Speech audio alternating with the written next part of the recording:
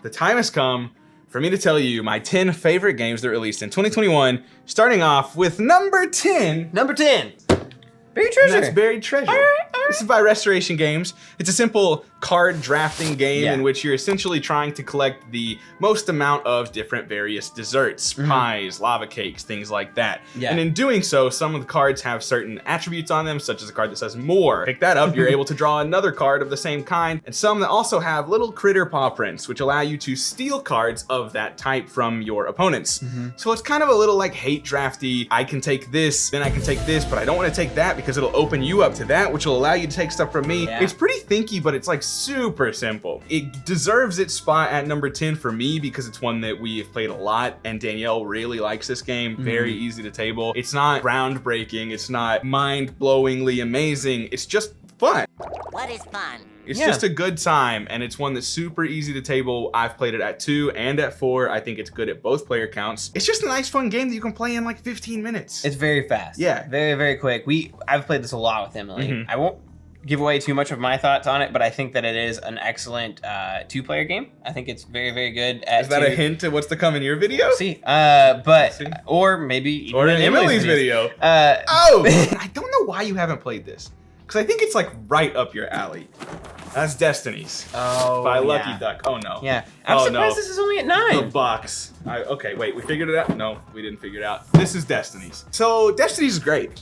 It did probably fall. I mean, I loved it. I was gonna say, when I first initially played it. Was it you or Danielle that like this Danielle's is the best game of all favorite time? game of all time when we did her first top 5 games of all, top 6 games of all time. To do Danielle's top 5. Yeah. too, So this was her favorite game of all time after we played the first 3 scenarios. That's still all we've played, and I still really like it. I still have fond memories of those experiences, but I don't often like find myself really drawn to pull it out. It's a slow burn. You're trying to figure out how you can achieve your destiny. And you're walking around and you're thinking and you're flipping cards, and like it's fun, it's good. It is absolutely a good time. I really enjoy it. But just something about that slow burn process gameplay that doesn't really have me, you know, chomping at the bit to get back to it. And I haven't really touched on what this game is, but you're essentially competing. Like, it's not cooperative, although it might seem like it is, with someone to fulfill your destiny before the other person. Yeah. And in doing so, you're walking around the map, you're activating different symbols. It's an app-based game. You're finding different items that allow you to do different things on different tiles on the map, blah, blah, blah. It's always come down to like the last stretch where like both Danielle and I are a turn or 2 away from winning, but one person's just slightly ahead. Regardless, it is a very good game. I very much enjoy it. I do need to get back to it and finish it, but that is Destinies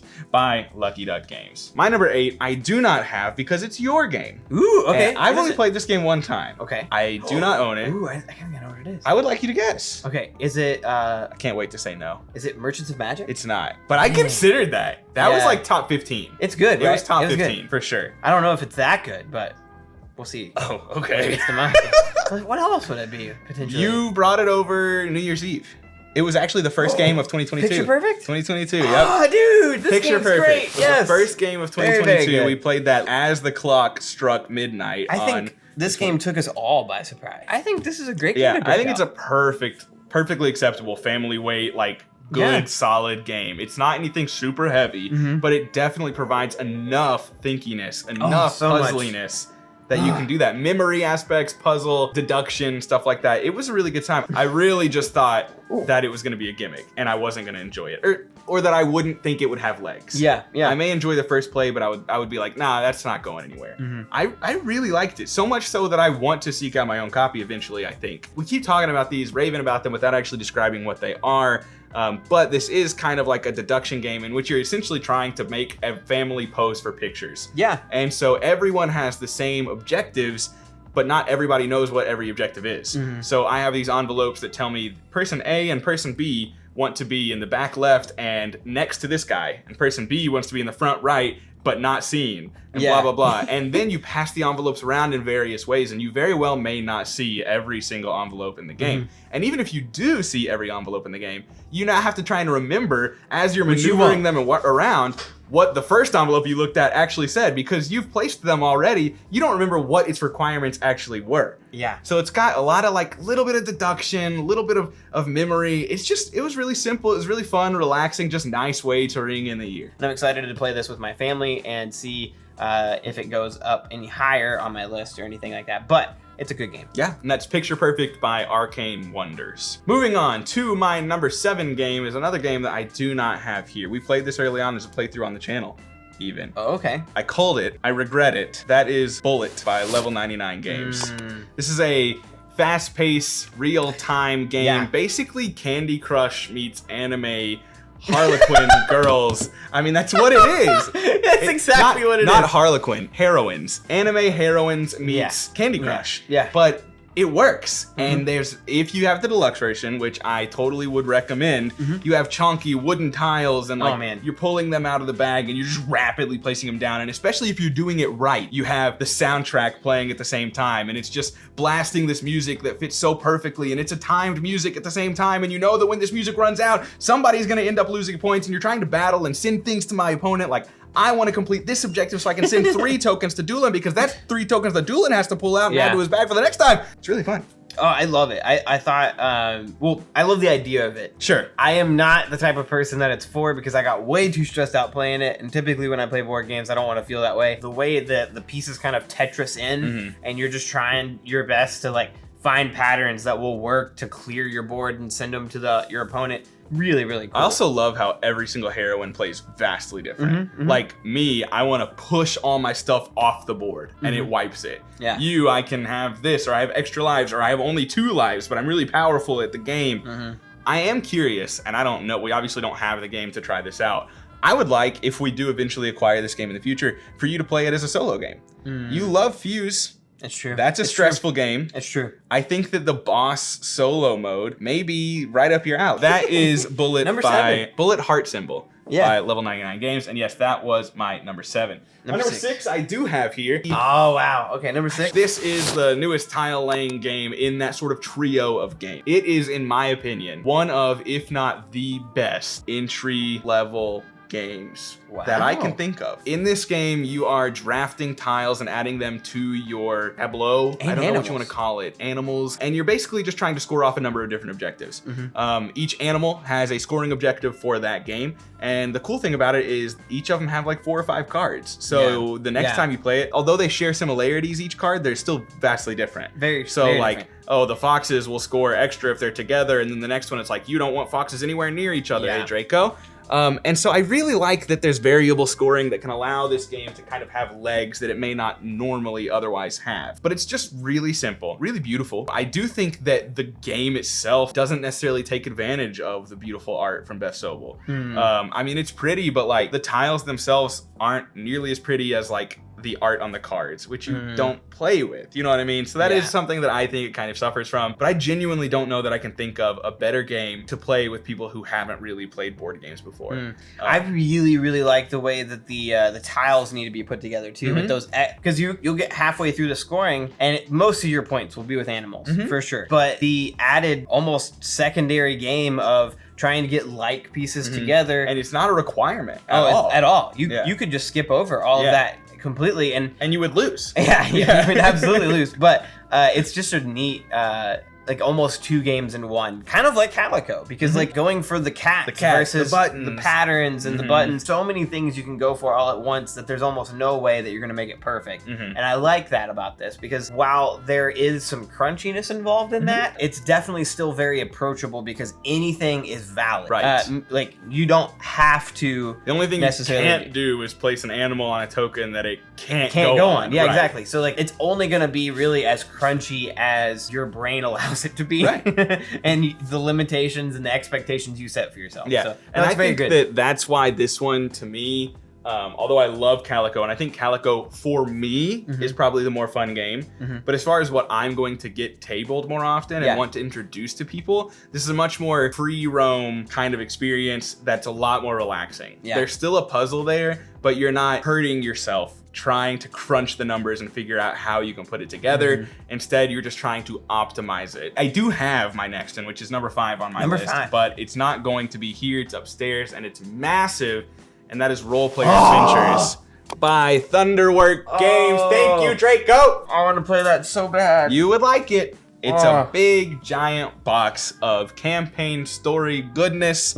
You're leveling up your character. You literally cannot stay off the table.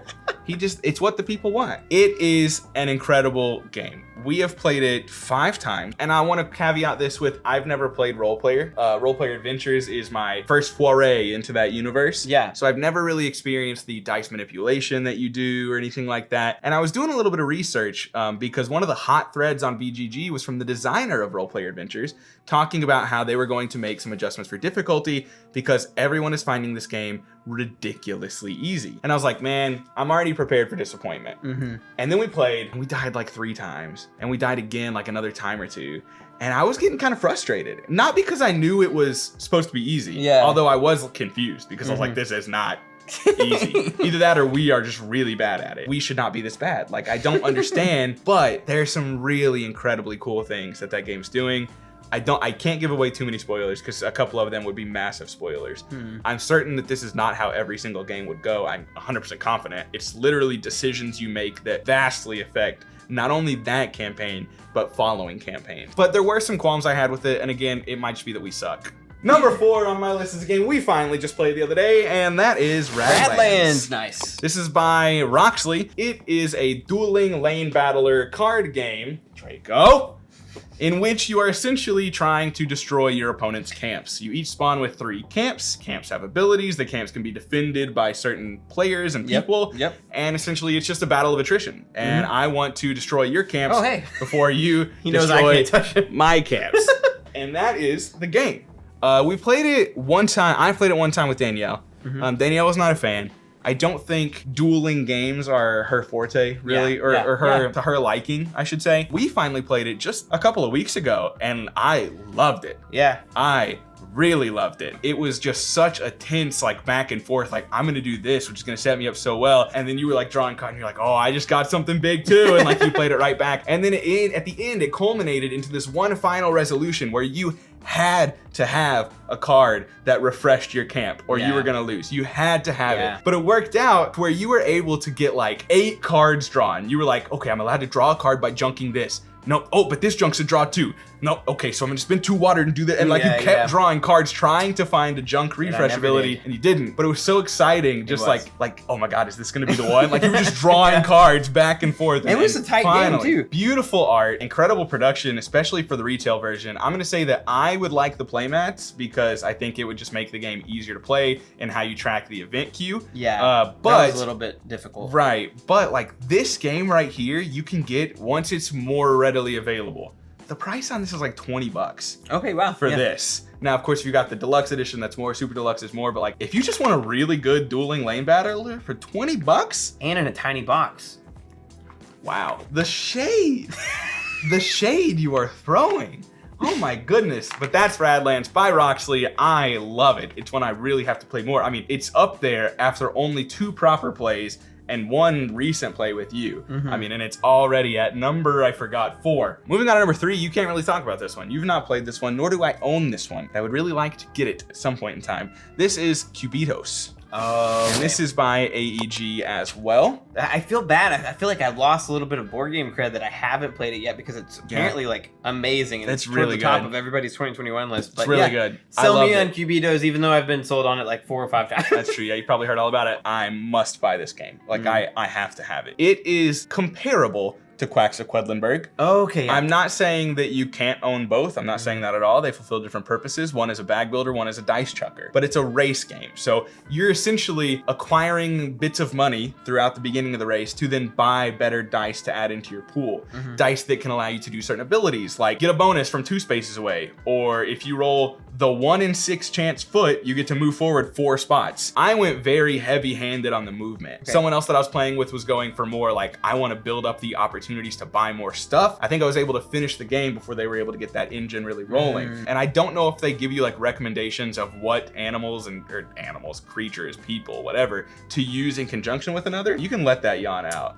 I'm struggling right now. I don't know why you're so tired tonight. I swear it's the medicine, man. Every time I take it, I'm like, I yawn really, really like a bunch.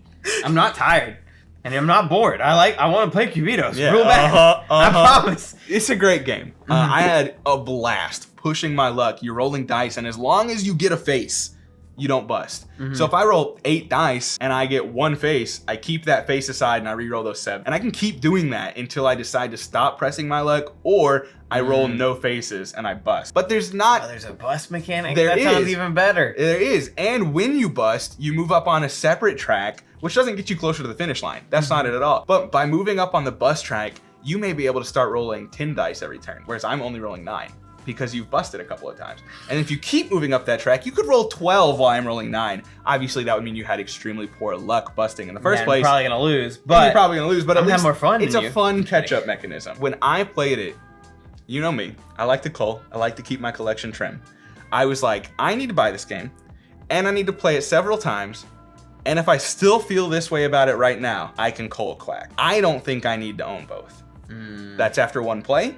Yeah. I want to play it again. Quacks is not going anywhere right now, but they give me a similar enough feeling. And Cubitos is just, it's more approachable because it's dice rolling. Like, who doesn't like to roll dice? Yeah. I feel satisfaction pulling tokens out of a bag, but everyone feels satisfaction rolling dice. Like, no matter what, I can show it to anybody and it's going to be exciting and fun. That's Cubitos by AEG, one of my favorite 3 games of 2021. It even has SpongeBob on the front. It does. Kind of, sort of. Yeah, it does. My number 2 game of 2021, I also don't have here. I did own it. I don't know that you care for it that much, but we had one really incredible experience. Oh, Unk. Yeah. Number 2? Yeah, dude. Wow. Wow. I loved it, Okay. man. Yeah, no, this is deserving. This is completely deserving. It's one of those that I don't know that I ever mentioned it in a Cole video. I no longer own Ankh. That was strictly for the fact that I owned everything. And I got $400 for it, and I loved the game, but I was like, I don't need $400 worth of Ankh. But I also will say, like, I preferred it too. It's an excellent game. We have a video up on our channel. I highly recommend you check it out. One of the more tense and thought-provoking, like, I'm sitting there racking my brain. We cut so much time out of that video because we were sitting there thinking for minutes at a time. Well, like, we would have moments where it would be like, I would do something and I'd be like, there's no way he's gonna win. I'm obviously gonna win doing this. Yeah. And you're gonna be like, and you'll sit there and you'll think about it, and then you'll come up with a way. Light do it, bulb. And it'll change, like it'll swing to you. Right. And it's like, oh, Max is gonna win unless I. Oh wait, what if I do this? And like, it's just this incredibly, even thematic experience, but very thinky, very swingy, super chess-like fun. stuff like that. Yeah. Super fun game. Very beautiful miniatures. Beautiful production, very like unique. Obviously Just it's amazing. one thing I don't like about it, and that's what The everybody merge. doesn't like about it. Yeah, So. and I didn't dislike the merge. Since we're on the topic, I did prefer it better too. I thought it was a better game. It was just more exciting, more Gets rid of tense. the merge. So. It does.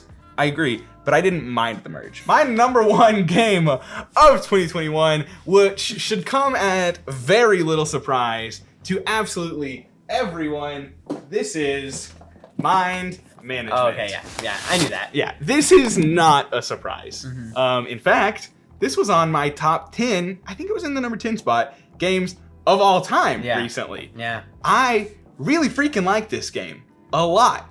And it's a hidden movement deduction game that works well at seemingly every player count. I've only ever played it at 2. I think it might even be better at 3, but like, if you can give me that kind of game, that hidden movement deduction game that works well at a 2-player count, like I'm in. The production is just dripping in, in Mind Management, which is based off of a comic book series, and it's everywhere. It's everywhere, on the box, on the game board, on the cards. There's just things and hidden secrets that you can find everywhere. There was so much love and care that went into this game, and it shows. One of my favorite points or favorite parts about this game is the shift system. Yeah. Each time you play the game, the loser essentially receives a benefit that they can enact for the following game. So if I lose and then we're just like, hey, run it back, I have like an envelope to open up. And I can open that envelope, and it's gonna give me like a card which explains a new ability I have and a couple components that I'm allowed to place on the map, and just things that change the game every time. And I believe there's 7 shift boxes per faction. So depending on whether you're playing the Finders or the Seekers, those are the same thing. The Hiders or the Seekers, there's 7 different things for a grand total of like 14 new mechanisms and things that they introduced. We obviously have not seen the entirety of the shift system. That's true. We've only opened up 2 or 3 of the shift boxes. I can't remember off the top of my head, but I just love this game. I think it's so fun. It's so tense. It's so exciting. It just gives me the feeling of I'm being chased. Or it gives me the feeling of he's got to be right there. And then I'm like, I got him. And then you're like, no. No, you're not even close. And then my mind is just blown and I have to go back to the drawing board and figure it out. Like, it's just one of those, I feel like I'm chasing a criminal or I feel like I'm evading the cops. Like, it's just such a tense feeling that the game gives you. Ugh, it's just rich. I love it so much. No, I think that is an excellent pick. I love the fact that you brought up one of my biggest points about this and a few others in my list is the fact that it's just clearly loved by the creator. So well loved. So much care was put into developing the game, and when you can tell that, you start to care for it, and it's just it's so good. And we should go ahead and say this is from Off the Page Games. It's designed by Jay Cormier and Sin-Fung Lim, and that is Mind Management. Such an incredible game. Number 1 on my 2021 best board games list. Your very first, and hopefully of many for years to come, your very first number 1 game of a year. Ever. For Tablenauts. Like, that's so cool. We didn't do it 2022. No, because we started in November. Well, 2020. 2020, I mean. Yeah. Dang it. We will do it 2022. See you in February, a year from now. Or no, we're going to be smarter next year. We're going to do a first impression, like December one, and then we'll revisit it. Double the videos, double the views. It's just brilliant. Yeah, that's what we should do. Next year, we're learning and improving every single day. Yep. We'll see you next time. As always, if you enjoyed the video and like what you see, please don't forget to leave a like, comment, and subscribe. And if you're interested, join us on Discord. We'll be happy to chat with you there. We have a wonderful budding community of people and friends and family to play board games with and talk and chat about all things you can desire. Yeah. Do you like his picks or do you not? And you want to track Come him? tell us! Come tell him. He will answer. I promise. And if you have more money than you know what to do with, join us on Patreon. Throw some money at us if you like what you see. Thanks so much. And join us for Doolin's Top 10 Board Games of 2021. Coming to you soon. We'll see you then.